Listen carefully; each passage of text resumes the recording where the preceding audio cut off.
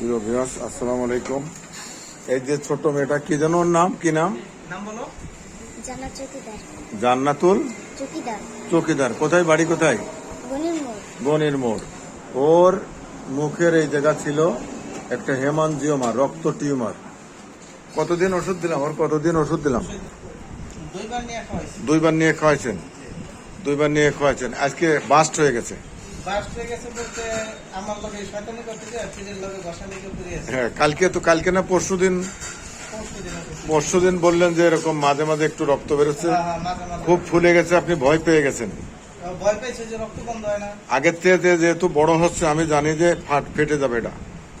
Doctor, allopathy doctor কি বলছিল? Operation করতে বলছিল। এটা কিন্তু ডাক্তার দেখেন। দেখার নাই না? ও আচ্ছা আচ্ছা আচ্ছা, যাক, ঠিক হয়ে যাবে ইনশাল্লাহ। আজকে একটু খালি লাগানো ওষুধ দেবো, শুধু ক্যালেন্ডোলা লাগানোর জন্য দিয়ে দেবো, ভালো হয়ে যাবে ইনশাল্লাহ।